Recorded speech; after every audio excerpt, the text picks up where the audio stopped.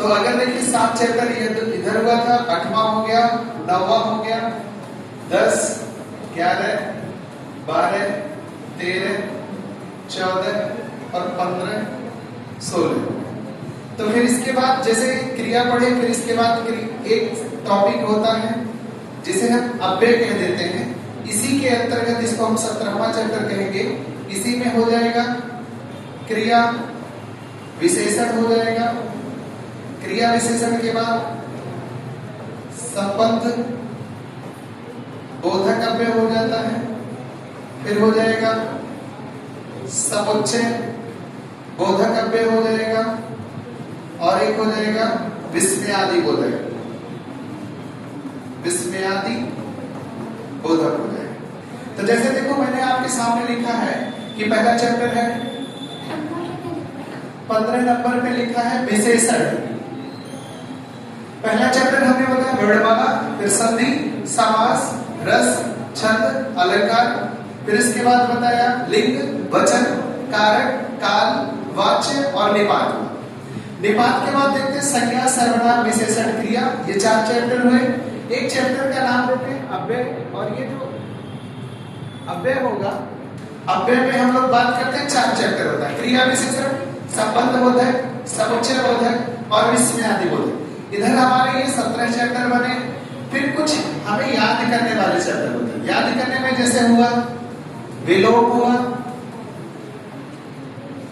अगर देखा जाए याद करने में जो हमें देखना है,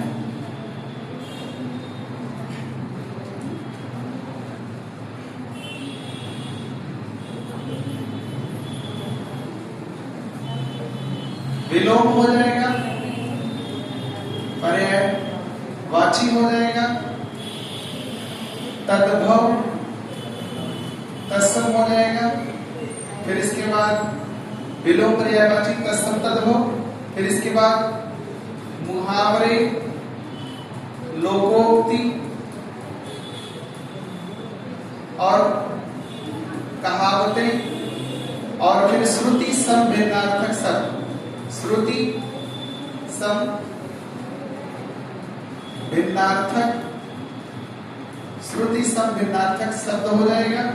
फिर इसके बाद बात करेंगे विलोप, पर्यायवाची, तत्सम, तद्भव, मुहावरे, लोकोक्ति, कहावत, श्रुति सम भिन्नार्थक शब्द। वाक्यांश हो गया। वाक्यांश को आप कह सकते हो अनेक शब्दों के लिए एक शब्द भी कह सकते हो। तो अगर इसे हम काउंट करें 17 हुआ था, तो ये 18वां चैप्टर हो जाएगा, 19 हो जाएगा, 20 हो जाएगा, 21, 22, 23 और 24 चैप्टर। एक जैसे अभी इसके बाद अगर हम बात करें 25वां एक चैप्टर हो गया, वाक्य की भी बात कर लेंगे। और फिर 26, 27। 26 में हमने कह दिया एक चैप्टर कह दिया भाषा का विकास। जैसे भाषा का विकास हो जाएगा, और भाषा के विकास के साथ साथ जो 27वां चैप्टर हो जाएगा साहित्य हो जाएगा। और साहित्य के बाद तो आपको कम से कम इसमें जो हिंदी में बनते हैं 30 से 35 चैप्टर होते हैं। तो हम लोग एक एक चैप्टर पहले जैसे जो जिस क्रम में मैं लिख रहा हूँ, इसी क्रम में मैं आपको एक एक चैप्टर करके पढ़ाते चलूंगा। जो भी 30 क्लास है, 30 क्लास में प्रयास करेंगे कि मतलब 70% आपका सिलेबस कवर होगा। अगर मान लो नहीं हो पाता है तो 2-4 क्लास एक्स्ट्रा पढ़ाएंगे, लेकिन सिलेबस आपका छूटेगा नहीं, पूरा का पूरा हिंदी में आपको पढ़ाऊंगा। ठीक।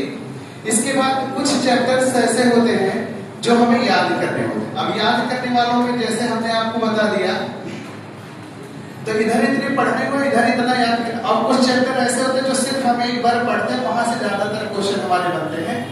जैसे मान लो हमने बात किया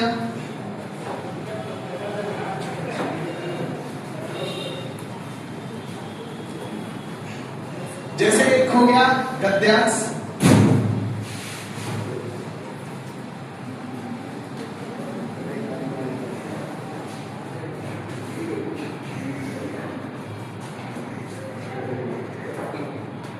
एक हो जाएगा गद्यांश का,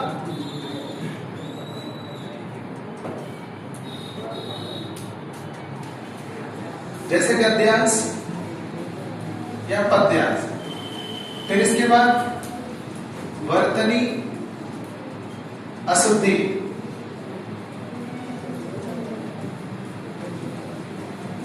वर्तनी अशुद्धि, वाक्य अशुद्धि, और फिर इसके बाद बात करते हैं रिक्त स्थानों की पूर्ति। रिक्त स्थानों की पूर्ति, क्रमबद्धता, गद्यांश पद्यांश हो गया, वर्तनीगत शुद्धि हो गया, वाक्य शुद्धि हो गया, रिक्त स्थानों की पूर्ति हो गया, क्रमबद्धता हो गया। तो इधर हम 27 से अंदर किए थे, इसको हम 28 कर देंगे, 29, 30, 31 और 32 से। तो क्रम गद्यांश आपको पता होगा कहानी जैसा लिखा होगा, और उस कहानी से पढ़ के हमें इसका शीर्षक बताना होता है। उसी गद्यांश से ही हमें कुछ क्वेश्चन किए जाते हैं, उसका हमें उत्तर देना होता है, वो भी उसी गद्यांश से ही पढ़ कर देना होता है। हमें अपने वहां दिमाग का प्रयोग करके कि हम बाहरी तरीके से उत्तर देना हो, जो भी गद्यांश रहेगा उसी को पढ़ के गद्यांश से उत्तर देना होता है। पद्यांश से कविता लिखा होगा, उस कविता से कभी कभी आपको देखिए 4 लाइन का 6 लाइन का वहां से भी क्वेश्चन पूछता है। गद्यांश से जो मिनिमम हमारे क्वेश्चन होते हैं वो 3 क्वेश्चन हो सकते हैं, मैक्स जो होगा वो 5 क्वेश्चन भी बन सकता है। तो गद्यांश पद्यांश हो गया। वर्तनीगत अशुद्धि, वर्तनीगत अशुद्धि में जैसे कुछ शब्द लिखे होंगे, उसमें त्रुटि कुछ की होगी, उसी का आपसे शुद्ध रूप पूछेगा कि इसका शुद्ध रूप क्या होगा, या 4 ऑप्शन लिखे पूछेगा इसमें कौन शुद्ध है कौन सा अशुद्ध है। और वर्तनी कभी रटने से सही नहीं होता, वर्तनी जो है यदि आप उसको लिख कर तब पढ़ते हो शुद्ध रूप से, तभी वर्तनी आपकी सही होगी। फिर वाक्य शुद्धि, वाक्य शुद्धि जब आप लिंग वचन कारक, जैसे यहाँ हमने लिखा लिंग वचन कारक, काल, वाच्य और निपात, इतने चैप्टर आप पढ़ लो, लिंग वचन कारक काल वाच्य, तो इससे आपका वाक्य शुद्धि सही हो जाएगा। रिक्त स्थानों की पूर्ति का मतलब जैसे कोई वाक्य लिखा रहेगा, बीच में थोड़ा सा रिक्त छोड़ देगा और पूछेगा इसको कैसे हम पूर्ति करें। जैसे मान लो कहते हमारे सामने कोई समस्या आ जाए, रिक्त स्थान दिया है, सामना करेंगे, तो कहेंगे हट के सामना करेंगे, सट के सामना करेंगे, लड़ के सामना करेंगे, डट के सामना करेंगे। तो ऐसा रिक्त स्थान दिया रहेगा, तो उन चारों में से आप रिक्त स्थान की पूर्ति के लिए कौन सा शब्द रखोगे, ये चीज आपको करना होगा। फिर क्रमबद्धता, क्रमबद्धता में जैसे मान लो कोई वाक्य लिखा है, जैसे नंबर 1 करके यहाँ एक वाक्य लिख दिया, फिर इसके बाद य, र, ल, व, मान लो ऐसे लिखा, फिर इसके बाद 6वां नंबर लिख दिया। फिर इसके बाद जैसे ये पहला वाक्य जो खत्म हुआ, इन चारों वाक्य में से य, र, ल, व जो आपने लिखा है, तो कौन सा वाक्य इस वाक्य की तारतम्यता की क्रमबद्धता को बनाएगा, जो वाक्य की तारतम्यता को मतलब बनाए रखे, टूटे ना। तो इस वाक्य के बाद मान लो हमने कहा कि ला वाला वाक्य मतलब वहां बैठा तीसरा वाला वाक्य, तो जो तीसरा वाक्य होगा फिर इसके बाद देखेंगे ई में से, ई चारों में से कौन सा उसके बाद आएगा, फिर उसके बाद एक क्रम बनाना होता है। तो 4 ऑप्शन आपके सामने ऐसे लिखा रहेगा, या ला ला, वा लिखा रहेगा, वा ला, या ला लिखा रहेगा, मान लो ला या रा वा लिखा है, और फिर वा रा या ला लिखा है। तो मान लो हमने लिख दिया था पहले ला आएगा, तो ला वाला ऑप्शन आपने देख लिया, उससे आप कर दी। लेकिन मान लो 2 में ला लिखा होता, एक बात मैं कह रहा हूं, अगर 2 में ला लिखा होता, जैसे यदि 2 में ला लिखा होता,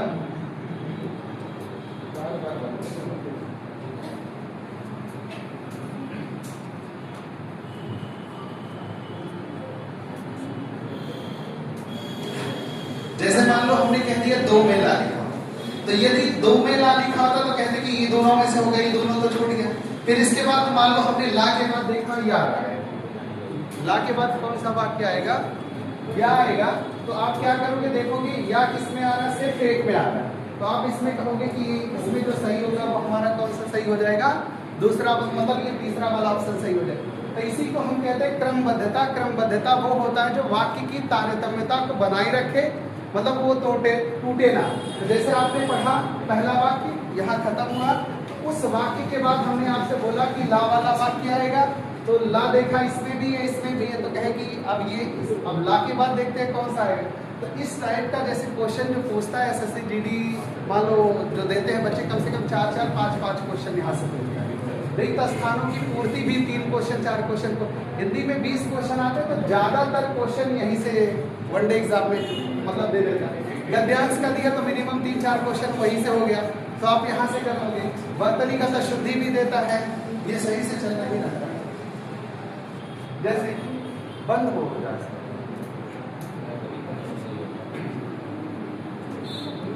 कल से दूसरी माइक लेके आएंगे तब सही चलेगा, देखने बार बार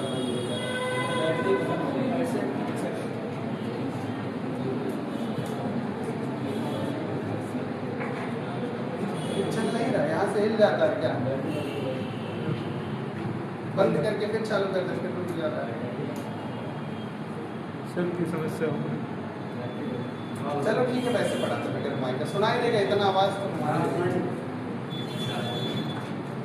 तो अगर हमने काउंटिंग किया चैप्टर का, तो जैसे देखो यहाँ से हम लोगों ने पढ़ा था 27 था, 28, 29, 30, 31, 32, तो 30, 32 चैप्टर, और एक चैप्टर मान लो हमने 33वां चैप्टर कर दिया। पत्र का भी क्वेश्चन आपसे पूछता है, जैसे पत्र के बारे में पढ़ाया जाएगा, कौन सरकारी पत्र है, कौन अर्ध सरकारी पत्र है, कौन व्यक्तिगत पत्र है, पत्र के भी बारे में क्वेश्चन पूछते हैं। तो हिंदी में इतने चैप्टर है, जो एक छोटा होगा वो भी हम कवर कर लेंगे, लेकिन जो वर्तमान समय में हमें दिखाई दे रहा है, हाँ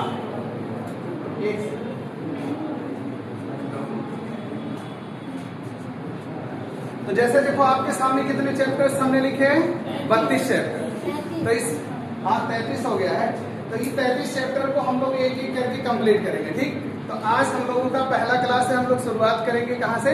वर्णमाला से। और आप लोग प्रयास करिएगा कि आप लोगों के पास यदि किताब है जिनके पास तो बहुत अच्छी बात है, नहीं है तो सारे लोग एक किताब जरूर खरीदें। किताब रहने से फायदा ये रहेगा, जो चैप्टर्स मैं आपको पढ़ाऊंगा वो आप पढ़ो। यहाँ पहले मैं पढ़ा दिया, फिर आप पढ़ के आए। मान लो अगले दिन मैं जो चैप्टर शुरू करने वाला हूँ उसके बारे में बताया, आप पहले से थोड़ा सा पढ़ के आए, फिर हमने आपको पढ़ाया 2 बार हो गया, और फिर पढ़ाने के बाद यदि आपने फिर दोबारा अभ्यास किया तो 3 बार हो जाएगा। तो कोई चीज़ आपके दिमाग में पूरा कॉन्सेप्ट बन जाएगा। तो इस तरह से आप लोग प्रयास करिए कि कोई ना कोई किताब आपके पास होना चाहिए। ठीक, तो आज हम लोग शुरुआत करने, पीछे सुनाई दे रही है मेरी आवाज़? तो हम लोग शुरुआत कौन सा चैप्टर से करेंगे? वर्णमाला से। तो चलो हम लोग देखते हैं वर्णमाला के बारे में। ये चैप्टर आप लोगों ने लिख लिया, वैसे अगर लिखा ठीक है, नहीं लिखा तो कोई बात नहीं, एक चैप्टर हम लोग पढ़ते चलेंगे।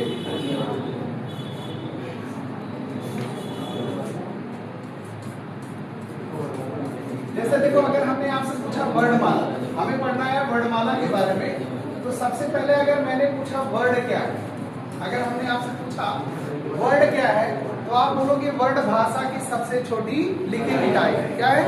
वर्ड भाषा की सबसे छोटी क्या है? लिखित इकाई है।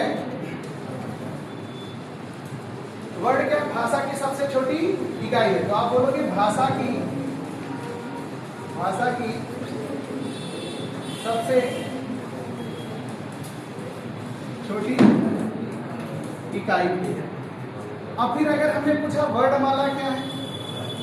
वर्णमाला, तो वर्णमाला जो होता है, आप बोलोगे वर्णों के व्यवस्थित समूह। वर्णों के व्यवस्थित समूह को क्या कह देंगे? वर्णमाला। तो अगर पूछे वर्ड क्या है तो बोलोगे भाषा की सबसे छोटी इकाई है, और पूछे वर्णमाला क्या है तो वर्णों का व्यवस्थित समूह है। अब जैसे देखो वर्णों का व्यवस्थित समूह जो होता है वर्णमाला हो जाएगा। और अगर हमने पूछा वर्ड कितने टाइप्स के होंगे, ये जो वर्ड होते हैं, ये वर्ड कितने प्रकार के होते हैं? वर्ड 2 प्रकार के होते हैं। कितने प्रकार के होंगे? 2 प्रकार के होंगे। एक हो जाता है स्वर हो जाएगा, और दूसरा क्या हो जाएगा? व्यंजन हो जाएगा। क्या हो जाएगा? व्यंजन हो जाएगा। तो अगर पूछे वर्ड कितने प्रकार के होंगे, तो 2 प्रकार के होंगे। एक हो जाएगा स्वर, और दूसरा क्या हो जाएगा? व्यंजन हो जाएगा। अगर मैं आपसे पूछूं कि बताओ स्वर क्या है, तो आप बोलोगे ऐसे वर्ड जो स्वतः उच्चारित होते हैं।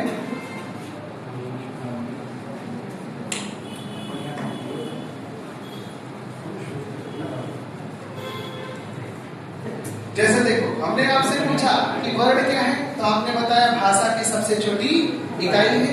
हमने पूछा वर्णमाला क्या है, तो आपने बताया वर्णों के व्यवस्थित समूह को क्या कह देते हैं? वर्णमाला कहते हैं। वर्ड कितने प्रकार के होते हैं? 2 प्रकार के होते हैं। कौन कौन? स्वर होता है और व्यंजन होता है। अगर हमने आपसे पूछा कि बताओ स्वर किसे कहते हैं, तो आप बोलोगे ऐसे वर्ड जो स्वतः उच्चारित होते हैं। कैसे? स्वतः उच्चारित हो। ऐसे वर्ड जो स्वतः उच्चारित हो उन्हें हम क्या कहेंगे? स्वर कहेंगे। और ऐसे भी कह सकते हो ऐसे वर्ड जो दूसरे के ऊपर निर्भर ना हो, स्वतः उच्चारित हो, उसे हम क्या कहेंगे? स्वर कहेंगे। और स्वर में हम लोग देखते हैं जैसे होता है ह्रस्व, दीर्घ, ह्रस्वी, दीर्घी, ह्रस्व, दीर्घ, और री हो जाता है।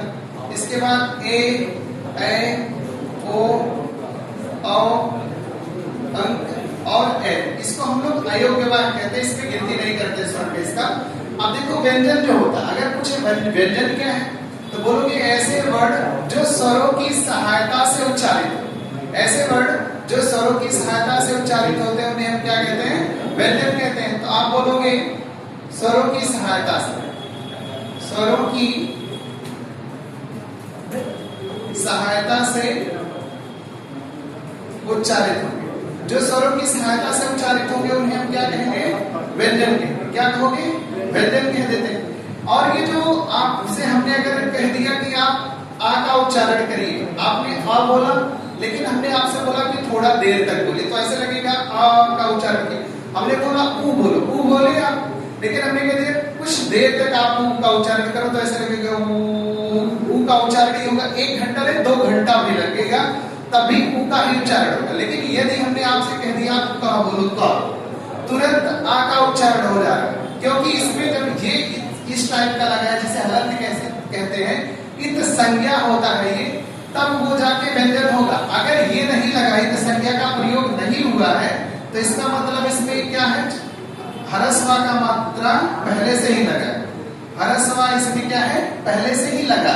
तो जैसे अगर हमने बोला का बोलो, तो जो आपने का बोला वो अपना अस्तित्व खो के, मतलब वहां आ का उच्चारण। जैसे हमने कह दिया की बोलो, की, तो आपने तुरंत लगेगा कि आप ई का उच्चारण करें।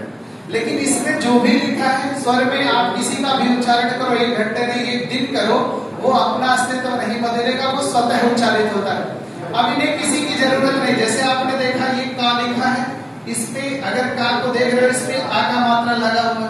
अगर हमें बड़ा का मात्रा लगाना, इस टाइप से लगाते। अगर हमें छोटी लगाना है, ऐसे लग गया। बड़ी करना हुआ है, इधर से कर दिया। छोटा ओ करना हुआ, इधर से कर दिया। बड़ा ओ कर दिया, ये कर दिया, ये कर दिया, सारा लगता है। लेकिन कभी आपने आ पे ऐसा मात्रा देखा, मान लो आ लिखा है, तो क्या आपने आ पे ऐसी मात्रा कभी ऐसा मात्रा देखा है? नहीं। अगर मान लो ये आ लिखा है, जैसे मान लो ये आपके सामने आ लिखा है, तो क्या आपने यहाँ पे ऐसे छोटा ऊ का मात्रा देखा है? या अगर आप देख रहे हो ई लिखा, ई पे आपने ऐसा मात्रा देखा है? क्यों? क्योंकि ये स्वतंत्र होते हैं, इन्हें किसी की जरूरत नहीं होती है। स्वर कैसे होते हैं? स्वतंत्र होते हैं, इन्हें किसी की सहायता की जरूरत नहीं होती है, ये स्वतः उच्चारित होते हैं। और जो व्यंजन होते हैं ये स्वतंत्र नहीं होते हैं, ये स्वरों की सहायता से उच्चारित होते हैं। व्यंजन किसकी सहायता से उच्चारित होते हैं? स्वरों की सहायता से। तो अगर आपसे पूछा जाए बताओ वर्ड क्या है, तो आप क्या बोलोगे? भाषा की सबसे छोटी इकाई को क्या कह देंगे? वर्ड कह देंगे। और वर्णमाला किसे कहेंगे? वर्डों के व्यवस्थित समूह को कह देंगे। वर्णमाला हम किसे कहेंगे? वर्डों के व्यवस्थित समूह। अब जैसे देखो, अगर हमने आपके सामने व्यंजन में लिखा, जैसे मान लो हमने क लिखा, ख लिखा, ग लिखा, घ हो गया, अंगा, च, छ, ज, झ, य, ट, ठ, ड, ढ, ड़ हो जाएगा, त, थ, द, ध, न हो जाएगा, प, फ, ब, भ, प।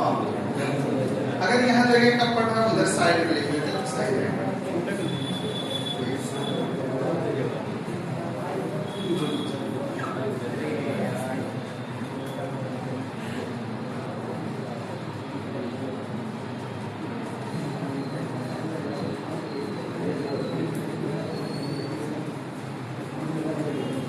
अब जैसे देखो, मान लो हमने यहाँ आपके सामने पूरा वर्णमाला लिखा, क, ख, ग, घ, अंग, च, छ, ज, झ, य, ट, ठ, ड, ढ, ड़, थ, थ, द, ध, न, प, फ, ब, भ, प हो जाएगा, या, र, ल, प। ठीक। फिर स, आ हो जाएगा, छ, र, क्या, अस्त्र हो जाएगा, और एक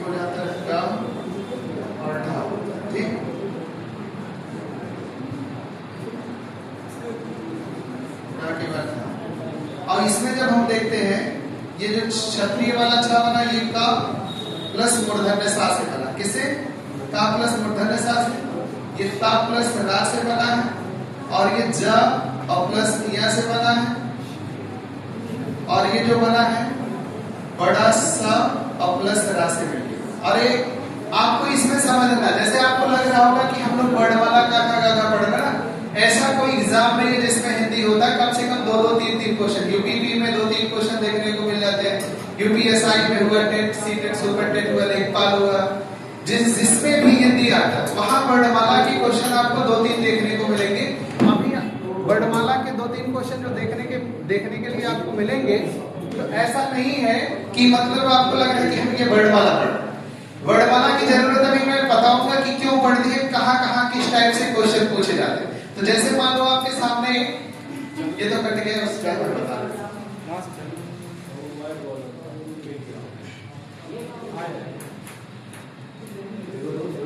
2 सेकंड में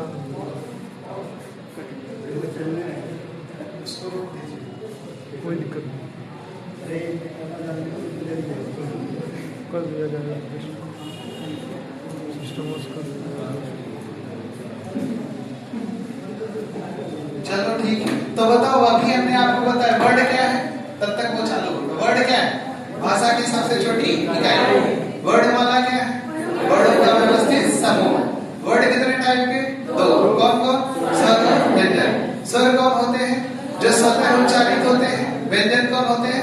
जो स्वरों की सहायता से उच्चारित होते हैं। अभी हमने आपको प्रायोगिक तौर से बताया, जैसे हमने नहीं होते हैं उन्हें स्वरों की सहायता से उच्चारित किया जाता है, लेकिन जो स्वर होते हैं वो क्या होते हैं? स्वतः उच्चारित होते हैं। अब जैसे देखो वर्णमाला में 4 टाइप से क्वेश्चन पूछे जा सकते हैं। कितने टाइप से? 4 टाइप से क्वेश्चन पूछे जा सकते हैं।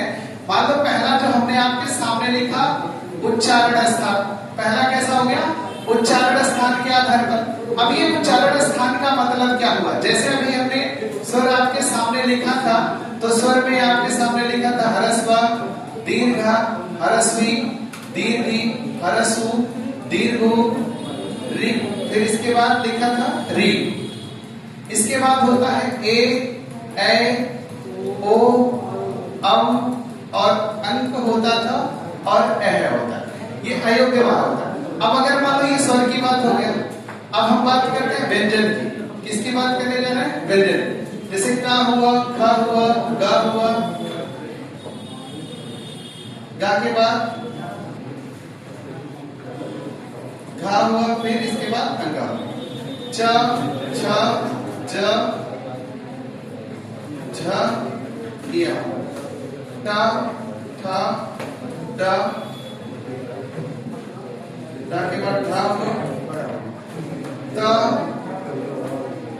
था, द, धा, ना हुआ, पा, फा, बा, भा और मा, या, रा, ला, वा हुआ, सा, हा हुआ। ठीक, इसके बाद छ, त्र, क्या और स्रा हुआ, और ये ड और ये ढ। अब ये देखो वर्णमाला में जो 52 वर्ण होते हैं, जैसे यहाँ आप लोग देख रहे हैं, ये टोटल कितने हो रहे हैं? 13। इसमें से जो स्वरों की संख्या अगर देखा जाए, इससे स्वरों की संख्या कितनी है? 11। ये 2 अयोग्यवाद मिला के इधर कितने हो गए? 13 हो गए। व्यंजनों की संख्या जो होता है ये 5 × 5 = 25 स्पर्शी है और 4 अंतस्थ है, 4 उसमें, तो 25 और 8 ये जोड़ के कितना हो जाता है? 33 हो जाता है। और फिर 33 और ये 4 जोड़ते हैं तो 33 4 कितना हो गया? 37 हो गया। और 2 ये जोड़ेंगे तो कितना हो जाएगा? 39 हो जाएगा। कितने वर्ड हो जाएंगे? 39। 39 यहाँ हो रहा है, 13 इधर हो रहा है। 39 13 कितना हो जाएगा? 52 हो जाएगा। कितना हो जाएगा? 52। लेकिन जैसे हमने पहला टाइप्स आपके सामने लिखा उच्चारण स्थान की, कौन सा वर्ड कहां से उच्चारित होता है। तो जैसे देखो मैंने आपके सामने क, ख, ग, घ, अंगा दिया। तो जब हम इसका उच्चारण अगर आपसे कहने के लिए बोला कि आप उच्चारित करिए, तो आपने बोला का, तो आवाज जो होता है स्वतंत्र रूप से हमारे गले से निकले। तो ये पूरा का पूरा का वर्ग जो होता है ये कहां से उच्चारित होता है? इसका नाम हमने दे दिया का वर्ग नाम लेंगे। और ये का वर्ग पूरा कहां से उच्चारित हो रहा है? कहां से हो रहा है? कंठ से हो जा रहा है। कहां से हो रहा है? कंठ से हो जा रहा है। अगर हमने आपसे बोला कि आप च छ झ झ या बोलिए तो आपका जीभ जाके ऊपर फर्श पे टच करा। चाहे बोल के देखिए, ऐसा नहीं कि शांत मार के बैठे। आपने चा बोला, आपका जीभ जाके ऊपर फर्श पर टच किया, तो इसको हम लोग तालव्य वर्ण बोल देते हैं। कौन सा हो जाता है? तालव्य हो जाता है। अगर हमने आपसे कह दिया कि आप हमें टाठा डाठा बोलते हैं तो ये हो जाता है मूर्धन्य हो जाता है। और ताठा दाधाना कहां से होता है? दंत्य हो जाता है। और फिर पापा पापा मा कहां से हो? ओष्ठ से हो जाता है। कहां से हो जाता है? ओष्ठ से। अब जैसे हमने आपसे बोला कि पा बोलिए, आपका ओठ आपस में एक बार जरूर टच करेगा। बगैर ओठ टच किए आप पा वर्ड का उच्चारण कर ही नहीं सकते। इस नाते ये पा ह ब भ म ये कहां से हो गया? ओष्ठ से उच्चारित हो गया। जैसे हमने आपसे बोला कि ता था दा बोलिए, तो देखिए आपका जीभ जाके दांत में टच कर रहा है। चाहे बोल के देखना, ता था दा, आपका जीभ जाके दांत में टच कर रहा है कि नहीं? तो जैसे ही हमने नाम दिया, इसका नाम दिया ता वर्ग, इसका नाम दिया हमने चा वर्ग, ये हो गया ता वर्ग हो गया, ये हो गया ता वर्ग हो गया, और ये हो गया पा वर्ग। मूर्धन्य मतलब मसूड़ा होता है। मसूड़ा जहां से दांत निकला हुआ, जैसे तालु में होता है ऊपर वाला मांस मुलायम मांस है, उससे आगे जो खुरदरा मांस होता है खाला ऊंचा, वो होता है मूर्धा, मसूड़े को बोलते हैं। तो जैसे देखो ये का वर्ग हो गया, ये चा वर्ग हो गया, ये ता वर्ग हो गया, ये ता वर्ग हो गया, ये पा वर्ग। ये पाठक को हम वर्गीय व्यंजन कहते हैं। क्या कहते हैं? वर्गीय व्यंजन कहते हैं। वर्गीय मतलब 5 वर्ग है, का च ट त प। ये 5 वर्गीय व्यंजन इस नाते बोलते हैं कि का च ट त प 5 वर्ग है। और एक वर्ग के पंक्ति में भी 5 अक्षर है, जैसे क ख ग घ ङ। तो ये कितने हो गए? 5 बचे 25 वर्ड हो गए। वर्गीय व्यंजनों की संख्या कितनी होगी? 25। तो अगर हमने बोला कि का वर्ग कहां से उच्चारित होगा, तो कंठ से होगा। च वर्ग कहां से होगा? तालु से। टा वर्ग कहां से होगा? मूर्धा से। और ता वर्ग कहां से होगा? दंत से। और पा वर्ग का उच्चारण स्थान कहां से हो जाएगा? ओष्ठ से हो जाएगा। कहां से हो जाएगा? ओष्ठ से। तो आप बोल के देखो, क ख ग घ अंगा। आवाज हमारे स्वतंत्र रूप से गले से निकल रही है, कहीं ना ओठ टच कर रहा आपस में, नहीं जीभ कहीं संघर्ष कर रहा है, मतलब आवाज गले से निकल रही है। लेकिन अगर हमने बोला चा छ जा बोलो, तो आपका जीभ जाके ऊपर तालू पे टच कर रहा है। चाहे आप बोल के देखो, च छ जा उच्चारण किए तो टच कर रहा है कि नहीं? अगर हमने बोला कि टा ठा डा बोलो, तो जब हम चा बोलते थे तो जीभ अंदर जाके तब ऊपर फर्श पे टच कर रहा था। अगर हमने टा बोलने के लिए बोला तो जीभ आगे आके फर्श पे ही टच करा, लेकिन आगे आके टच करा। चा बोलते हैं तो जीभ पहले अंदर जाके फिर टच हो रहा है, लेकिन जो टा बोल रहे हैं तो जीभ आगे आके सीधे ऊपर फर्श पे टच कर दे रहा है। लेकिन अगर हमने ता था ता था ना बोलने के लिए बोला तो ता पे जाके आपका जीभ पे दांत टच कर दे रहा है। जीभ कहां टच कर रहा है? दांत पे। लेकिन अगर हमने बोला पा बोलो पा, तो आपका होठ टच हो रहा है कि नहीं? यदि हमने बोला कि फा बोलो फा और आपका होठ टच ना हो, तो ये संभव नहीं है कि आप पा का उच्चारण कर दो और होठ ना टच। इस नाते इसको ओष्ठ वर्ड बोला गया। और कोई ऐसा मतलब है, जैसे मान लो मैंने आपके सामने 4 अक्षर लिखा, हमने का लिख दिया, हमने चा लिख दिया, हमने दा लिख दिया और हमने फा लिख दिया। मैं पूछूं निम्न में से कौन सा ऐसा वर्ड है जो दंत से उच्चारित होगा, तो कौन होगा? कौन हो जाएगा? द हो जाएगा। बताओ निम्न में से कौन सा ऐसा वर्ड है जो तालु से उच्चारित होगा, तो चा हो जाएगा। निम्न में से कौन सा ऐसा वर्ड है जो कंठ से उच्चारित होगा, तो का हो जाएगा। और निम्न में से कौन सा ऐसा वर्ड है जो मूर्धा से उच्चारित होगा, तो कौन होगा? ठा हो जाएगा। या मैं आपके सामने ऐसे लिख दूं, अगला क्वेश्चन का लिख दूं, गा लिख दूं, जा लिख दूं और घा लिख दूं। मैं पूछूं निम्न में से कौन कंठ से उच्चारित नहीं होगा, तो इसका मतलब ये हुआ कि 3 तो कंठ से होगा, एक कोई बाहरी वर्ड है, तो इसमें बताओ कौन कंठ से नहीं होगा, तो जा नहीं होगा। और निम्न में कौन तालु से हो जाएगा? तालु से कौन हो जाएगा? जा हो जाएगा। कौन हो जाएगा? जा हो जाएगा। या आपके सामने ऐसे मैं लिख के पूछूं कि बताओ खा का उच्चारण स्थान क्या होगा, मैंने आपके सामने ऑप्शन लिखा कंठ, तालु, मूर्धा और ओष्ठ। अब बताओ खा का उच्चारण स्थान कहां से? कंठ से। तो जैसे उच्चारण स्थान हमने पहला टाइप्स क्वेश्चन लिखा है, तो इसमें 3 टाइप्स के क्वेश्चन बन सकते हैं। ऐसे पूछेगा निम्न में से कौन कंठ से होगा, तो एक कंठ से होगा, 3 कहीं से हो उसे हमें मतलब नहीं। लेकिन हमें कंठ का बताना है। जैसे इसमें आपने उत्तर दिया कौन सा का। अगला क्वेश्चन पूछा निम्न में से कौन कंठ से नहीं होगा, तो इसका मतलब ये हुआ कि 3 तो कंठ से होगा, एक कहीं दूसरे जगह से उच्चारित होगा। तो कौन सा कंठ से नहीं होगा? जा। तो ये जा कहां से हो रहा था? तालु से। इसी के जगह पे मान लो हमने ठा लिखा होता तो ठा उत्तर होता, दा लिखा होता तो दा उत्तर होता।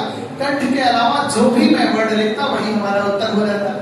यहाँ मैं डायरेक्ट ऐसे लिख रहा हूँ कि बताओ ये खा वर्ड का उच्चारण स्थान क्या है, तो खा कहां से उच्चारित हो रहा? कंठ से।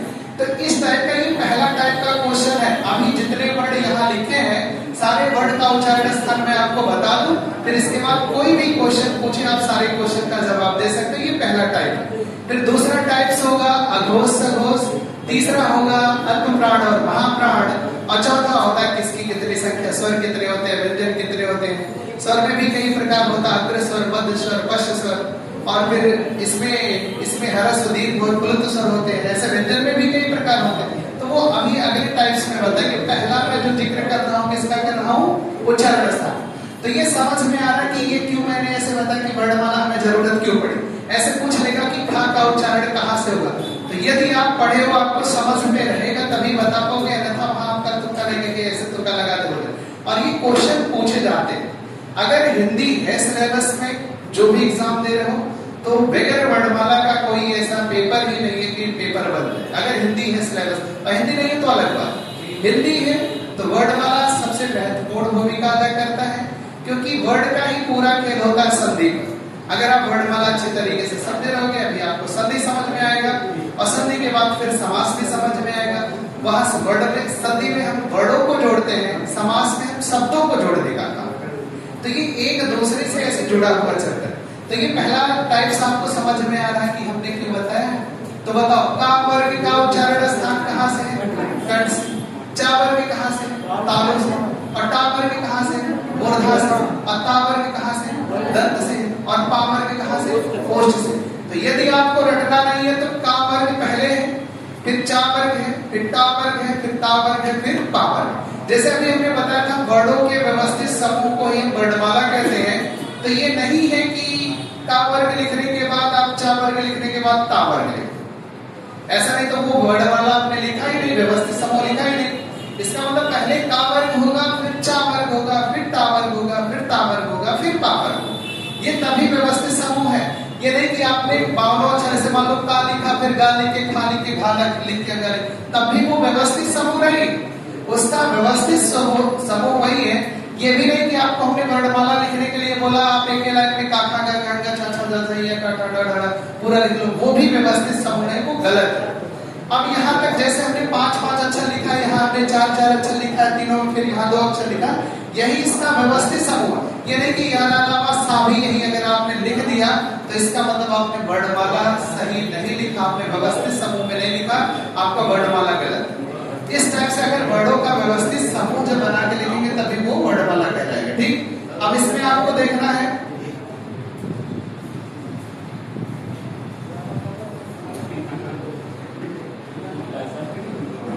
कोई दिक्कत नहीं ज्यादा।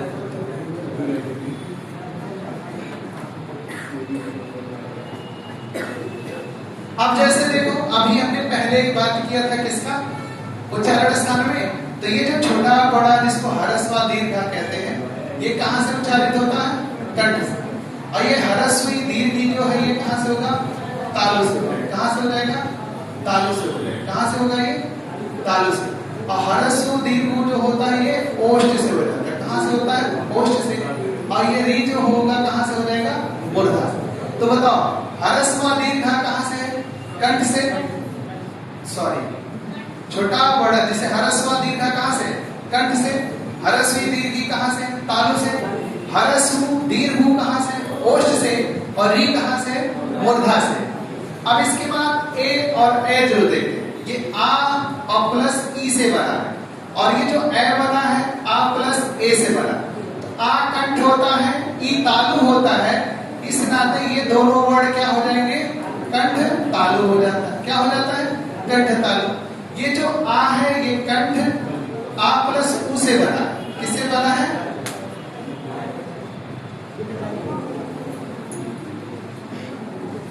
अगर इसकी बात करते हैं आ प्लस ऊ से बना है और ये जो अ बना है आ प्लस ओ से बना है।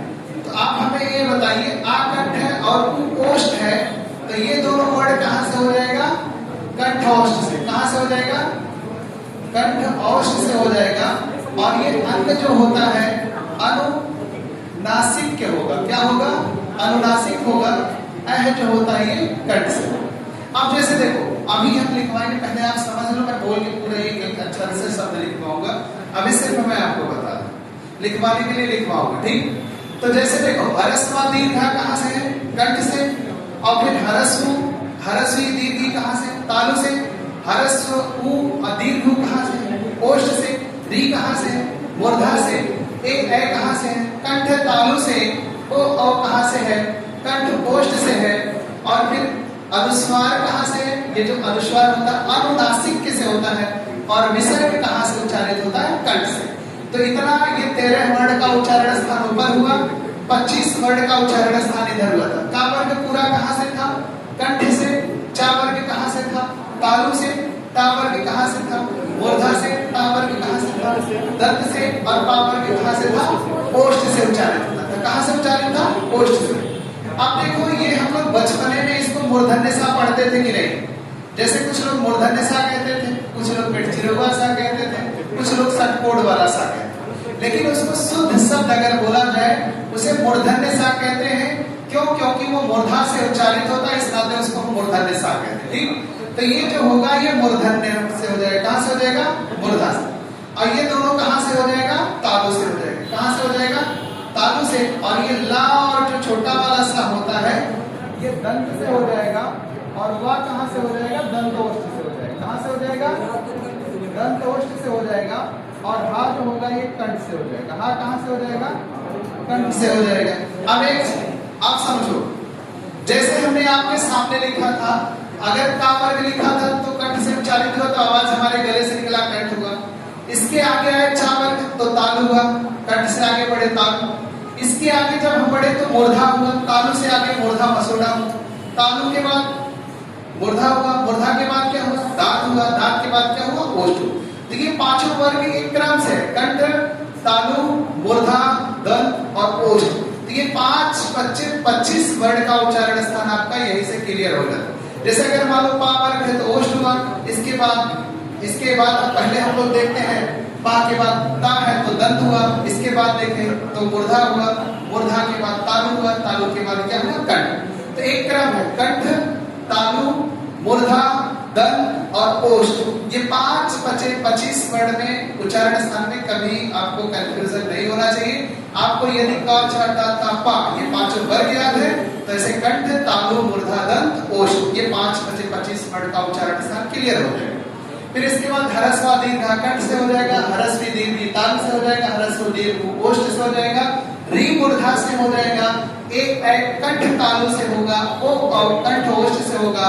और जो अंग होता है वो अनुनासिक के, नाक और मुंह दोनों का प्रयोग होता है। और अह जो होगा वो कंठ से उच्चारित हो जाएगा। या सा जो होता है ये तालु सा हो। जैसे देखो इसको अब कभी आप बड़ा सा मत बोलिएगा, आप बोलिएगा इसको तालव्य सा। कौन सा सा है? तालव्य सा। इसको कभी आप षटकोण वाला सा मत बोलिएगा या पेटचिरवा सा मत बोलिएगा, सीधे बोलिएगा ये कौन सा है? मूर्धन्य सा है। और इसे आप कभी भी छोटा सा ना बोल के आप इसको दंत सा बोलिएगा। तो ये तालव्य सा, मूर्धन्य सा, दंत सा, इस टाइप से आप उच्चारित करोगे, ठीक? और हा जो होता है ये कहां से हो जाता है? कंठ से उच्चारित हो जाता है। तो जैसे देखो या ला तो ये या सा तालु, रा सा मूर्धा, ला सा दंत, वा दंतोष्ठ और हा कहां से हो जाएगा? कंठ। अब देखो बा और बा में क्या अंतर है? जो बा होता है सिर्फ मैं ओठ टच करता हूं बा, लेकिन वा बोलना वा तो आपका जीभ जाके दांत में हल्का सा टच होना। अगर शुद्ध वा का उच्चारण करिए तो देखिए जीभ जाके दांत में टच होने तभी शुद्ध उच्चारण। नहीं बा और वा में कुछ अंतर ही नहीं लगे। जैसे कुछ लोग बोलते हैं ना उनका वा पता चले, वा बोलेंगे तो लगेगा बा बोल रहे, बा बोलेंगे तो वा लगेगा। तो इस नाते जब बा बोलना हो तो सिर्फ ओठ टच होगा, लेकिन वा बोलना होगा तो जीभ जाके आपका दांत में स्पर्श करेगा। तो इस नाते उसको कौन सा वर्ड बोल देते हैं? दंत ओष्ठ वर्ड बोलते हैं। और एक चीज याद रखिएगा, सिर्फ उच्चारण स्थान जो होता है इतने ही वर्ड का उच्चारण स्थान पूछता है, इसका उच्चारण स्थान नहीं होता है, क्योंकि ये जो क्षत्रिय वाला छा बना है ये कंठ प्लस, जैसे अगर हम लोग देखते हैं, जैसे देखो ये जो सा बना है, जो ये सा बना है का,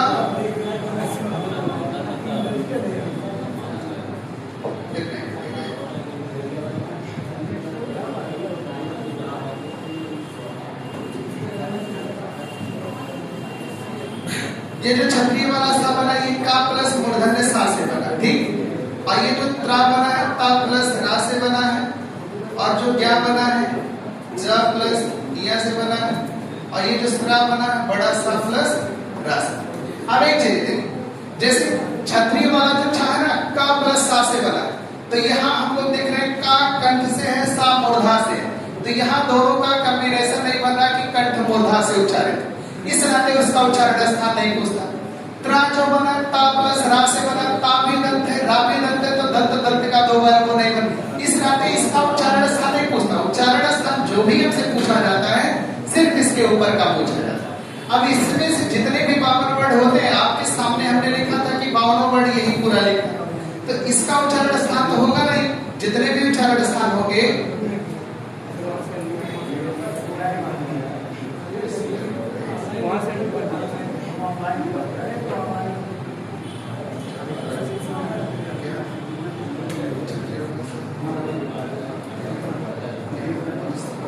एक देखो, जैसे ये क्षत्रिय वाला जो छा बना है वो किससे मिलके बना, ता प्लस मूर्धन्य सा से, त्रा किससे मिलके बना, ता प्लस रा से, ज्ञा किससे मिलके बना, ज प्लस या से, स्रा किससे बना, बड़ा प्लस ताला पे सा प्लस रा से मिलके बना। तो जब उच्चारण स्थान हमसे यहीं तक पूछा जा रहा है तो इसका पूछेगा नहीं। और एक बात आप समझो कि जैसे पूरे वर्णमाला में हमने बात की 52 अक्षर है, 52 अक्षर में 4, 2, 6 अक्षर को छोड़ के जितने भी वर्ण है सबका उच्चारण स्थान पूछेगा, इनका कभी भी उच्चारण स्थान नहीं पूछेगा। इसका छ त्रा ज्ञा स्रा का होता ही नहीं है तो पूछेगा भी नहीं।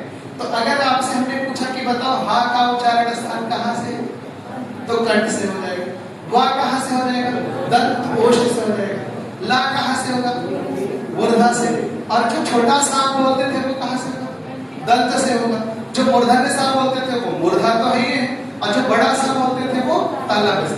तो देखो या सा तालु, रा सा मूर्धा, ला सा दंत, वा दंतोष्ठ, हा कंठ। फिर का वर्ग पूरा कंठ से, चा वर्ग तालु से, टा वर्ग मूर्धा से, ता वर्ग दंत से, पा वर्ग ओष्ठ से। तो फिर छोटा बड़ा कंठ से, छोटी बड़ी तालु से, छोटा बड़ा ओष्ठ से, री मूर्धा से, एक कंठ तालु से, ओ और कंठ ओष्ठ से।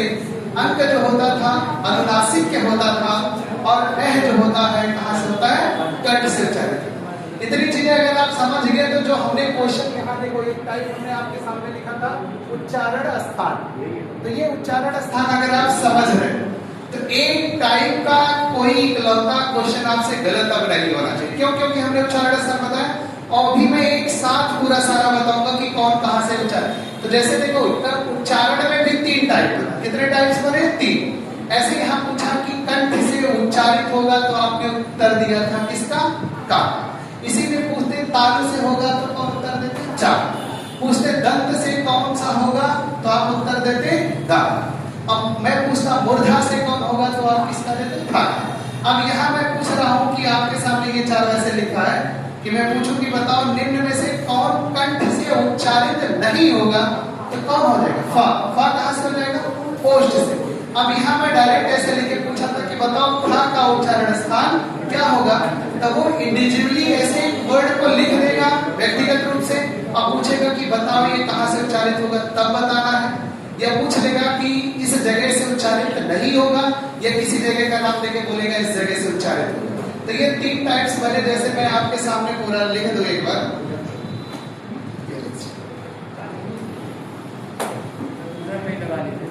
नहीं लगा दे रहा, इसी के साइड में इसको लिख पाएंगे बोर्ड पे पूरा, उसमें तब पूरा आ जाएगा एक ही बार में। इसको मिटा दे, इसको पूरा नहीं मिटाना, सिर्फ इतना ही मिटाना।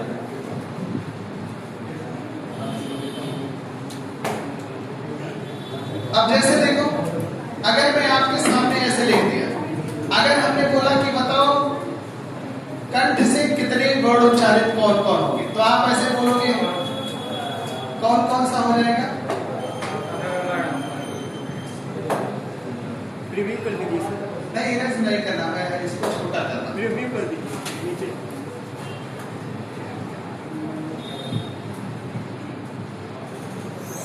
नीचे प्रीव्यू।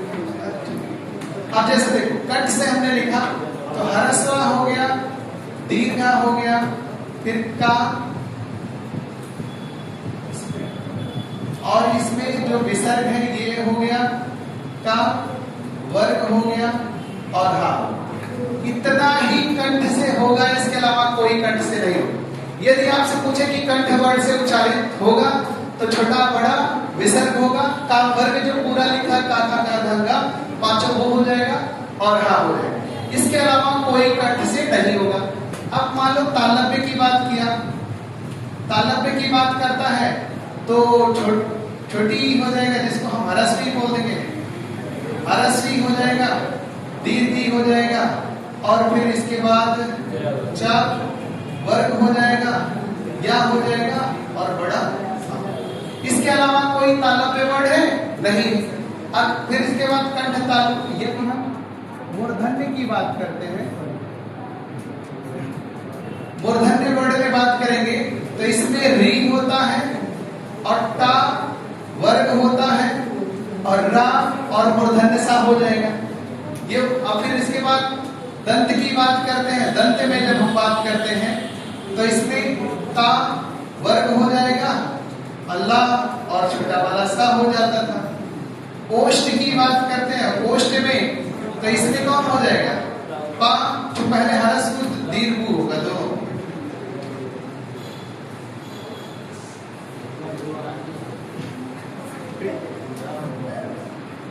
ये सही होता है। नीचे प्रीव्यू लिखा है उसमें कौन से पे कह रहे हो?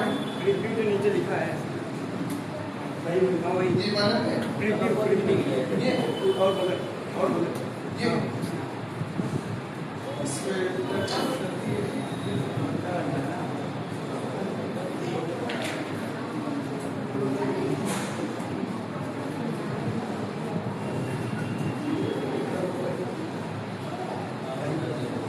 चलो देखो, अब जैसे मैं बात करता हूं ओष्ठ वर्ड से कौन कौन सा उच्चारित होता है, तो आप कहोगे ह्रस्वी है, दीर्घ है, फिर इसके बाद बात करेंगे पा वर्ग हो जाएगा। कौन सा हो जाएगा? पा वर्ग। फिर कंठ तालु हो जाएगा। कंठ तालु से बताओ कौन कौन? ए और एल। कंठोष्ठ से कौन होता है? कंठोष्ठ से कौन है? ओ और अब हो जाता है। दंतोष्ठ से कौन होता था? वाह होता था। अब इसमें देखो कंठ, तालव्य, मूर्धन्य, दंत, ओष्ठ, कंठ तालु, कंठोष्ठ और दंतोष्ठ। यही इतने हैं। अगर आप वैसे होता तो एक एक लाइन में पढ़ के रट रहे हो, लेकिन हमने रटने के लिए नहीं, आपको वहां एक एक वर्ड के बारे में व्यक्तिगत रूप से समझाया कि मतलब का वर्ग क्यों कंठ से बोला गया। आपको पूछे कि कंठ वर्ड क्यों बोला जाता है तो उसका उच्चारण कंठ से हुआ, इस नाते उसको हमने कंठ वर्ड बोल दिया। चा वर्ग का तालु से हुआ था, इस नाते उसको तालव्य वर्ड बोल दिया। फिर उसके बाद टा वर्ग मूर्धा से था तो उसको हमने मूर्धन्य वर्ड बोल दिया। तो यदि आप ये जो मैंने इधर का बनाया है, अगर इतना आप याद किए तो आपका एक टाइप का क्वेश्चन खत्म। कितने टाइप का? एक टाइप का क्वेश्चन आपका पूरा कंप्लीट हुआ।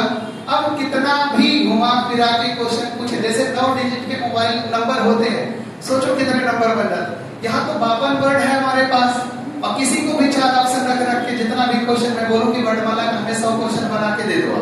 100 नहीं आप 500 बना दोगे, क्वेश्चन मतलब खत्म ही नहीं होगा। लेकिन मतलब समझो कि क्वेश्चन खत्म होने वाला नहीं, बस आपको तरीका पता चले। तो मैंने ये आपको 2, 4, 10 क्वेश्चन सिर्फ सॉल्व नहीं कराया कि खाली क्वेश्चन बता दिया, हमने आपको सिर्फ तरीका बता दिया। अब आप खुद से क्वेश्चन क्रिएट कर सकते हैं। जैसे हम सिर्फ तरीका आपको सिखा रहे हैं, बताने के लिए मैं थोड़ा सा बताऊंगा, थोड़ा आप प्रयास करोगे, थोड़ा थोड़ा करके बहुत ज्यादा होगा। यदि हमने थोड़ा सा बताया ही आपको उसमें भी थोड़ा कर दिए तो फिर कैसे कंप्लीट होगा। तो शिक्षक का काम सिर्फ आपका एक मार्गदर्शन करना होता है, हम आपको बताएंगे, उस पर मेहनत आपको करना। जैसे कर्तव्य है आपका भाई कि जो चीज बताया जाए उस पे आप काम करके आओ, यानी कि सिर्फ यहाँ बता दिया जाए आप घर जाओ उस पर कुछ वर्क ही ना करो। तो अगर यहाँ थोड़ा सा बताया जाए और थोड़ा अपना भी प्रयास उसमें जोड़ दीजिए तो थोड़ा थोड़ा मिलके बहुत ज्यादा हो जाएगा, बहुत अच्छा प्रदर्शन कर सकते। तो इसके लिए आपके पास हमने बताया कि हम लोग तो यहाँ से कोचिंग से प्रोवाइड कराएंगे नोट्स जो भी सारी चीजें हैं, लेकिन आप प्रयास करो कि आपके पास कोई ना कोई एक बुक हो जो चैप्टर पढ़ाया जाए। ये होगा कि अगले दिन ये चैप्टर चलेगा तो कुछ पहले से पढ़ के फिर मैं पढ़ाऊंगा, दोबारा होगा, फिर घर जाके आप पढ़ोगे। 3 बार हो गया और कभी बाय द वे गलती से 1 बार और छूट लिया तो 4 बार हो जाएगा, फिर भूलेगा ये चीज। ये तो आपको पता ही होगा कि कोई चीज 3 बार 4 बार 5 बार पढ़ रहे हो तो फिर वो गलती नहीं होगी। तो जैसे देखो हमने एक टाइप से उच्चारण स्थान का बता दिया, मैं आता हूँ दूसरे टाइप्स पर। जैसे अघोष सघोष की बात करता है, यही आपके सामने मैं लिख रहा हूँ, नहीं दूसरा पेज करूंगा, लेकिन जब ये लिखा रहेगा यही सामने तो ज्यादा समझ में आएगा, नहीं तभी ये फिर से लिखना पड़ेगा, इस तरह मैं कहता हूँ।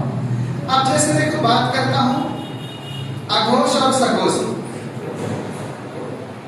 अब जैसे बात करें अघोष और सघोष, पहले आप समझो कि अघोष क्या होता है और सघोष क्या होता है। मैं ये दूसरा टाइप्स बताने जा रहा हूं। अघोष का मतलब वो होता है जिनके उच्चारण में हमारे स्वर यंत्रियां झंकारित नहीं होती। घोष मतलब होता है ना, तो जिनके उच्चारण में हमारी स्वर यंत्रियां झंकारित नहीं होती हैं वो अघोष वर्ण कहलाते हैं, और जिनके उच्चारण में हमारी स्वर यंत्रियां झंकारित होती हैं वो सघोष वर्ण कहलाते हैं।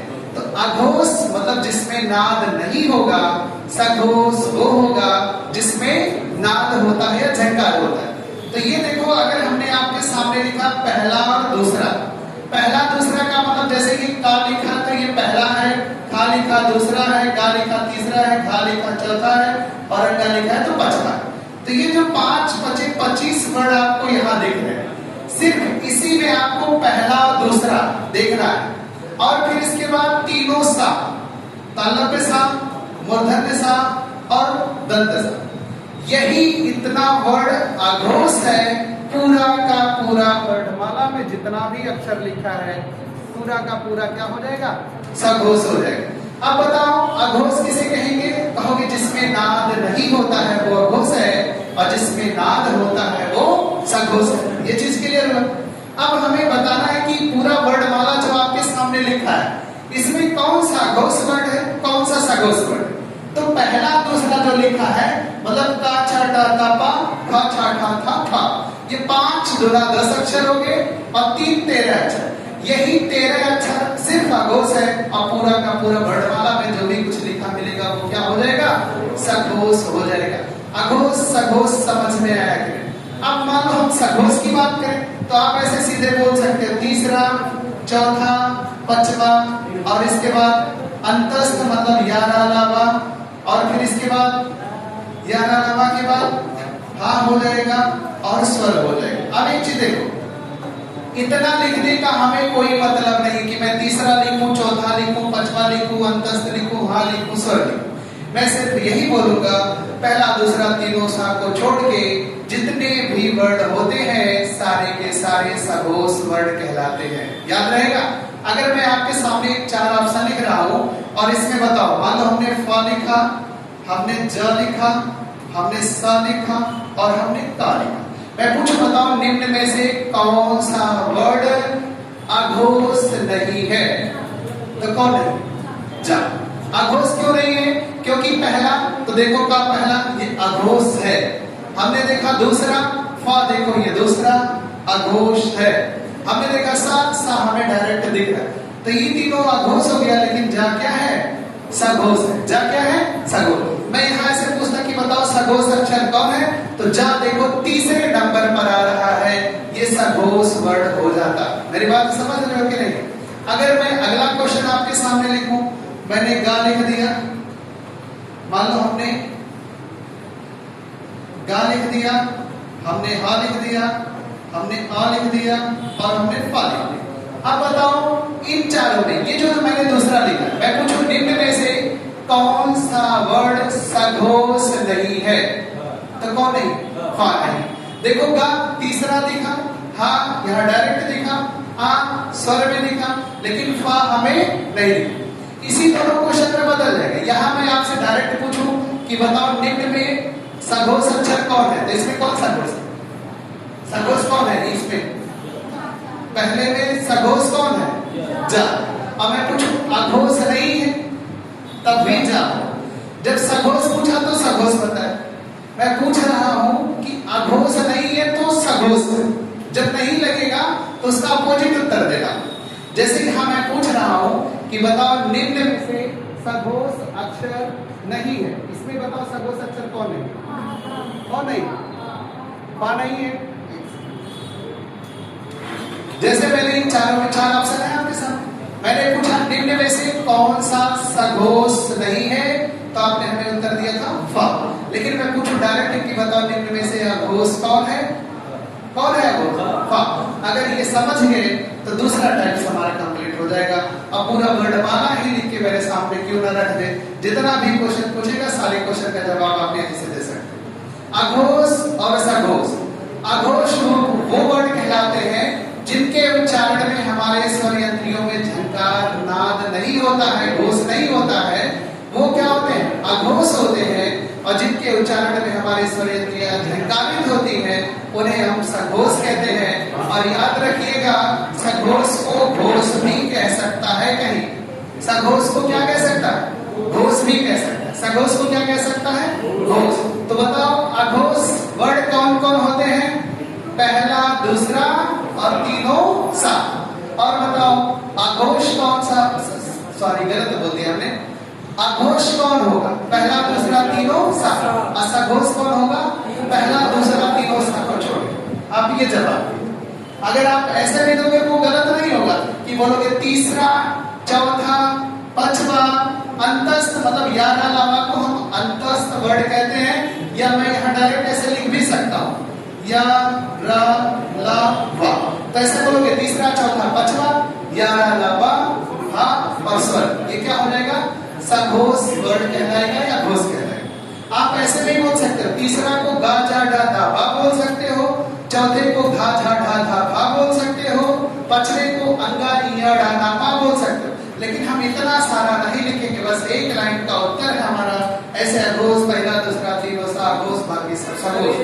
अघोष सघोष हमारा पहला, दूसरा और तीनों सा जो है अगर तो छोड़ देंगे बाकी सब सघोष होंगे। हाँ वही तो लिखा, वही तो पूरा बता रहा है। वही बार बार बोलो कि पहला, दूसरा, तीनों सा ही सिर्फ अघोष है, बाकी का पूरा क्या है? सघोष। ये चीज समझ में आया? अभी जैसे देखो, अगर मैं बात करूं सिर्फ पहला, दूसरा, याद रखिएगा वर्गीय व्यंजन में देखा जाता है। अब या ना ला में मत देखिएगा पहला, दूसरा। वर्गीय व्यंजन का से लेके मा तक होता है, क्योंकि का चा टा ता पा 5 वर्ग है। एक पंक्ति में भी 5 है जो का खा गा खा गा लिखा है, और एक स्तंभ में भी 5 है, का चा टा ता पा खा चा टा ता पा गा झा डा ता पा घा झा डा ता पा गा या डा ना मा लिखा है। तो एक पंक्ति में भी 5 दिख रहा है और स्तंभ में 5 दिख रहा है। तो ये 5 बचे 25 वर्ड में ही हमें पहला, दूसरा देखना है और सब में या ला ला में नहीं देखना। और याद रखना छात्राज्ञासरा का घोष घोष तल प्राण महाप्राण नहीं पूछता है, जल प्राण महाप्राण बनता है। किसका बनता है? यही आपके ऊपर जो लिखे हैं पहला, दूसरा, तीसरा, चौथा, पांचवा, ये पांचों वर्ग में जो लिखा है। ठीक, तो बताओ अघोष कौन होगा? अघोष कौन होगा? पहला, दूसरा, तीनों सा क्या है? अघोष। अब बाकी सब क्या है? सघोष। और अगर मैं बात करूं कि सघोष वैसे बताना हो तो कौन कौन बताओगे? तीसरा, चौथा, पांचवा, या ला ला वा हा और स्वर। अगर आपको विस्तृत में लिखना है तो ये तीसरा के जगह से बोलोगे गा ज ड ड ब। चौथा का मतलब धा झ ध ध भ। पांचवा का मतलब अंगा इया ड़ा ना मा। फिर या रा ला वा। फिर हा। फिर स्वर में छोटा बड़ा छोटी बड़ी छोटा बड़ा उरी ए ओ औ। बात समझ में आया? अब जैसे देखो हमने 2 टाइप्स आपको बता दिए, अब चलते हैं तीसरे टाइप से। हमने बताया सिर्फ 4 टाइप का क्वेश्चन होता है। मैं आपको टाइप्स बता दूंगा, आपकी किताब में 100 200 नहीं 500 क्वेश्चन दिए होंगे और सारे के सारे क्वेश्चन सॉल्व हो जाएंगे। बस आप उसका तरीका समझ लीजिए। अगर मैं बोलूं कि खुद से हमें क्वेश्चन बना के दे दो वर्ड वाला पर आप 100 नहीं चाहोगे तो टाइम दोगे तो 500 भी क्वेश्चन बना सकते हैं। इसमें ऐसा कुछ नहीं, बस 4 वर्ड बदल लें और 4 ही ऑप्शन मतलब क्वेश्चन लिखो, आप ऑप्शन बदल दो, ऑप्शन बदल दो, क्वेश्चन बदल दो तो दूसरा शब्द रख दो। ऐसे ऐसे करके आप बनाते चले जाओ। अब देखो मैं तीसरे टाइप्स पे चल रहा हूं। बस 2 मिनट और लगेगा, वो भी बता देता हूं फिर उसके बाद।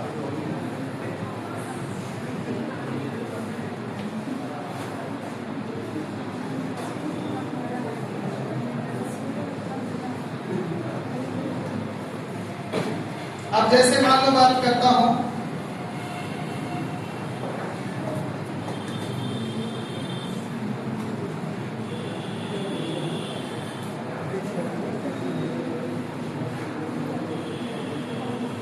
ये हमारा दूसरा टाइप है, ठीक।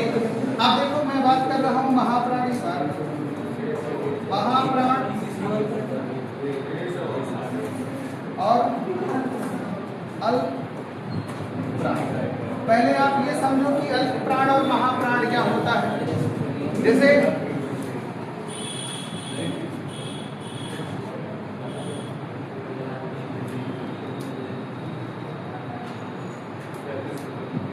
चलो देखो, जैसे अगर बात करें कि अल्प प्राण का और महाप्राण, तो प्राण मतलब होता वायु, जिसके बोलने में हमारे मुंह से कम वायु हवा निकले, वो अल्प प्राण है। जिसके बोलने में हमारे मुंह से ज्यादा हवा निकले, प्राण मतलब होता वायु, तो उसी को हम क्या बोलेंगे, महाप्राण। तो अल्प प्राण वो होता है जिनके उच्चारण में हमारे मुंह से कम हवा निकलेगा, वो क्या हो जाएगा, अल्प प्राण। और जिनके उच्चारण में हमारे मुंह से थोड़ी ज्यादा हवा निकलेगा, वो क्या हो जाएगा, महाप्राण। तो महाप्राण हमने आपके सामने लिखा है, तो याद रखिएगा दूसरा चौथा, और ऐसे सा सा सा हा कह सकते हो, या एक टाइप से हम इसको ऊष्म व्यंजन कहते हैं। क्या कहते हैं, ऊष्म व्यंजन। ऊष्म व्यंजन जो होता है ये सा हा को हम लोग ऊष्म व्यंजन बोलते हैं। क्या बोलते हैं, ऊष्म व्यंजन।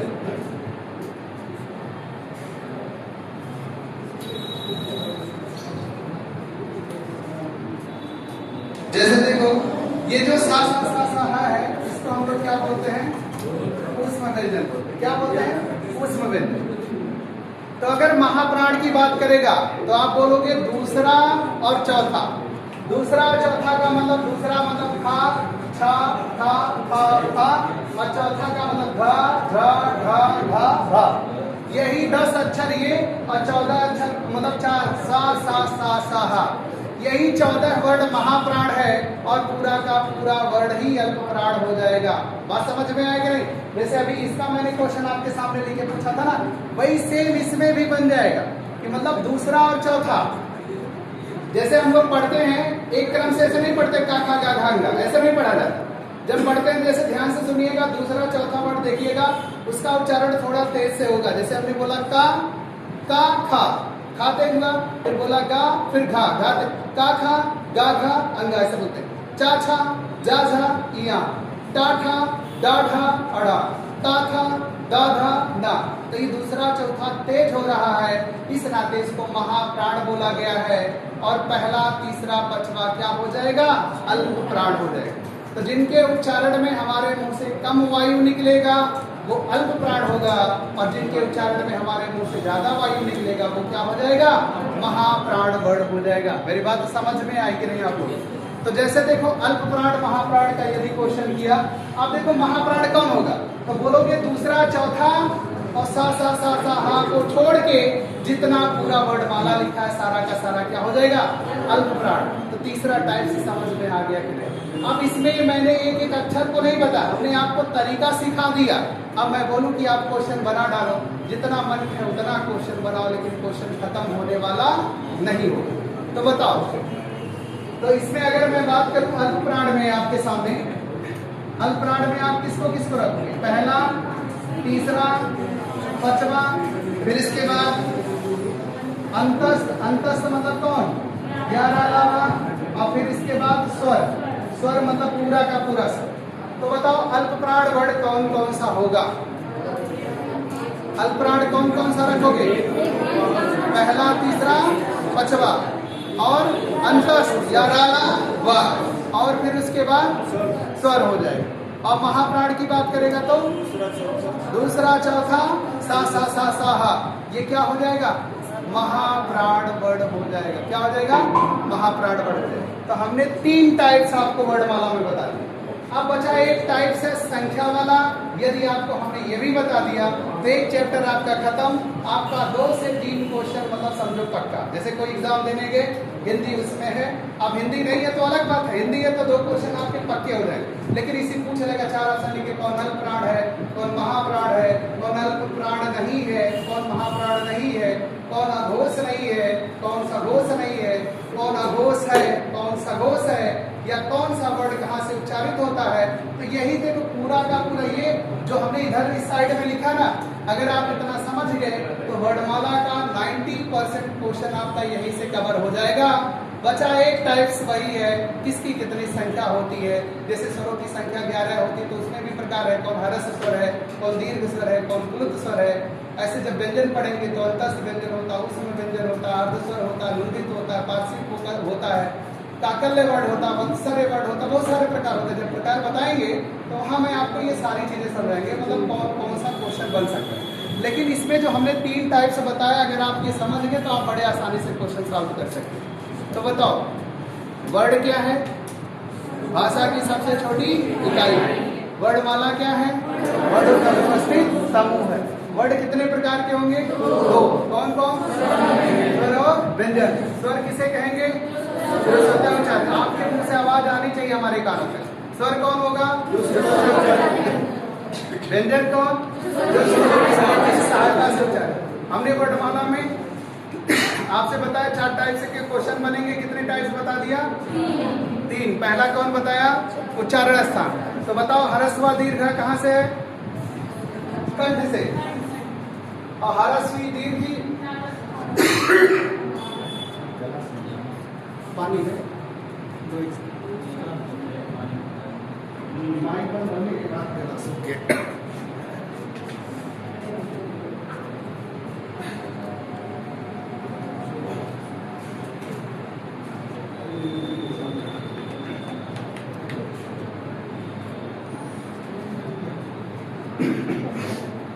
जैसे देखो हरस्व दीर्घ कहाँ से है?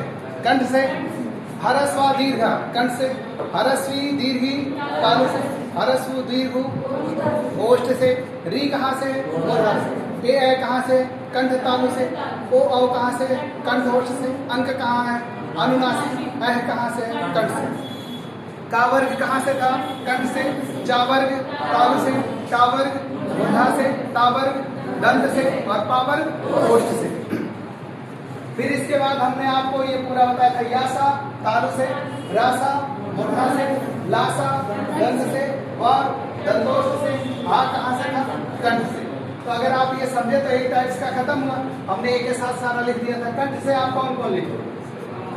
हरस्व दीर्घ विसर्ग होगा, का वर्ग होगा और हा होगा। तालु से कौन होगा? हरस्वी दीर्घी चा वर्ग और यासा हो जाएगा। मूर्धन्य से कौन होगा? री हो जाएगा, का वर्ग हो जाएगा, रासा हो जाएगा। दंत से कौन होगा? का वर्ग होगा, लासा हो जाएगा। ओष्ठ से कौन होगा? हरस्व दीर्घ और पा वर्ग हो जाएगा। कंठ तालु से कौन होगा? ए होगा। कंठोष से कौन होगा? होगा। दंतोष से कौन होगा? वाह होगा। तो एक टाइप्स खत्म। अघोष की बात करेगा तो बताओ कौन? पहला दूसरा तीनों सा क्या है? अघोष। सघोष कौन होगा? पहला दूसरा तीनों सा। आप यही याद रखिए, लेकिन ये भी याद रखो कि गलत आप पूरा बताओ, वो भी सही है, बहुत अच्छा बात है, आप याद रखो।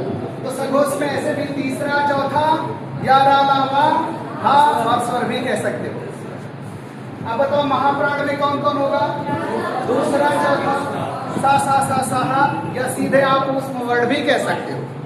अब अल्प प्राण की बात करेगा, पहला तीसरा पांचवा और फिर यह अंतस्थ वर्ड या रालावा स्वर हो जाएगा। तो ये 3 टाइप्स के क्वेश्चन खत्म। ये पहला टाइप्स हमारा था, ये दूसरा टाइप्स था, ये तीसरा टाइप्स। ठीक। अब मैं आपसे क्वेश्चन पूछूंगा, हमें बता दो बस, फिर इसके बाद कल बताएंगे। ठीक। अभी ये 2 क्वेश्चन बता दीजिए, फिर इसके बाद जाइए, फिर कल बताएंगे आप।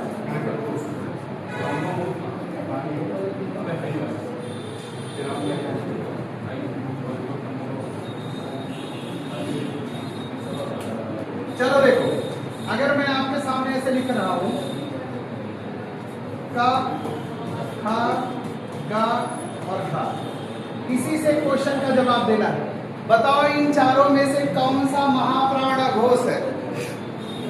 दोनों एक साथ बोल रहा हूं, महाप्राण भी हो और अघोष हो। अगर नकल करने आता हो तो यहाँ नकल कर सकते, लिखा है बोर्ड पे सामने लिखा हुआ। महाप्राण सघोष वर्ड कौन है?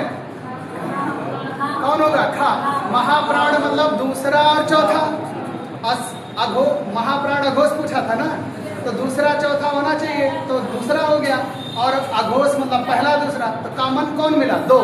तो 2 नंबर का कौन सा अक्षर है? खा हो जाएगा। महाप्राण हमने अघोष पूछा था, लेकिन मैं ऐसे कहूं अघोष महाप्राण कौन होगा? तब भी वही होगा। पहले हमने महाप्राण अघोष पूछा था, आपकी अघोष महाप्राण पूछ लिया। अगर मैं पूछूं अघोष अल्प प्राण कौन है, बताओ? का हो जाए। अघोष मतलब पहला दूसरा, अल्प प्राण मतलब पहला तीसरा पांचवा, कॉमन कौन? एक नंबर का कौन सा अक्षर? का हो जाएगा। हमने अल्प प्राण अघोष पूछा था, अघोष अल्प प्राण पूछेंगे तब भी वही हमारा उत्तर हो जाएगा। बताओ सघोष अल्प प्राण कौन है? सघोष हो और अल्प प्राण हो तो कौन हो जाएगा? गा। सघोष मतलब तीसरा चौथा पांचवा, अल्प प्राण मतलब पहला तीसरा। देखो सघोष मतलब तीसरा चौथा पांचवा, अल्प प्राण मतलब पहला तीसरा पांचवा, कॉमन कौन? 3। तो 3 नंबर का कौन सा अक्षर? गा है। 3 नंबर का कौन सा है? गा है। अब बताओ निम्न में से सघोष महाप्राण कौन है? सघोष और महाप्राण तो कौन हो जाएगा? घा। और महाप्राण सघोष कौन होगा? तब कौन होगा? घा।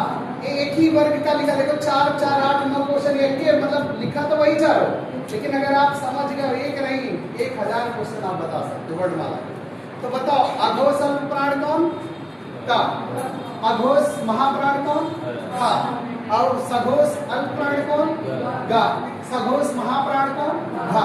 अभी तो ये मैंने एक ही वर्ग का लिखा था, मैं चारों वर्ग का एक एक अक्षर अलग अलग अक्षर का भी लिख सकता हूँ। जैसे मान लो मैं यहाँ मैं यहाँ लिख दूँ, खा लिख दूँ, यहाँ गा लिख दूँ, यहाँ घा लिख दूँ, और मान लो मैं एक अक्षर लिख दूँ टा लिख दूँ। अब ये ऐसे 4 ऑप्शन लिख रहा हूँ, जैसे ये फा है, टा है, डा है, घा है, तो ये चारों 4 वर्ड का भी हो जाएगा, उससे हमें कोई मतलब नहीं। इसी में बताओ सघोष अल्प प्राण वर्ड कौन है? सघोष भी हो और अल्प प्राण भी हो। सघोष अल्प प्राण कौन होगा? द हो जाएगा। कौन होगा? द। अब बताओ सघोष महाप्राण कौन होगा? सघोष महाप्राण कौन हो जाएगा? घा हो जाएगा या घा, जो भी है आपने समझा। अब बताओ अघोष महाप्राण कौन होगा? कौन हो जाएगा? कौन हो जाएगा? कौन हो जाएगा। और इसी में मैं पूछूं कि बताओ अघोष अल्प प्राण कौन होगा? हाँ कौन सा? अघोष अल्प प्राण का होगा। हाँ तो वही। अगर मैं पूछूं सघोष अल्प प्राण कौन होगा? बात समझ में आएगी नहीं। तो उच्चारण स्थान का भी हुआ, अघोष सघोष हुआ, अल्प प्राण महाप्राण का। अगर मैं आपके सामने ऐसे लिख दूं हा, खा, घा और घा, ये 4 ऑप्शन लिखा। अब एक हमें बताओ, ये 4 ऑप्शन आपके सामने लिखा हो। एक लास्ट क्वेश्चन है आप लोगों के।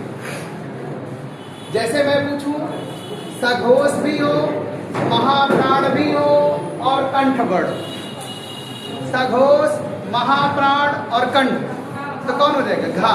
जैसे देखो सघोष महाप्राण यो है, सघोष महाप्राण यो है, लेकिन हमने उसमें क्या जोड़ दिया? कंठ जोड़।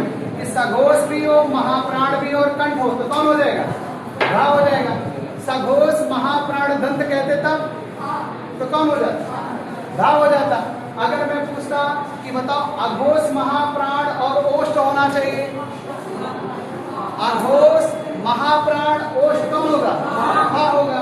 अगर मैं कहूं अघोष महाप्राण कंठ कहें, बताओ मुझे। हाँ, अभी जरूरी नहीं, हमने अघोष कंठ महाप्राण पूछा था ना, वो कंठ अघोष महाप्राण कह सकता है, महाप्राण कंठ अघोष, मतलब कोई भी तीनों को इधर इधर, मतलब जैसे जितने टाइप्स हमने बताया वो एक एक अलग भी पूछ सकता है, तीनों को एक साथ जोड़ के पूछ सकता है।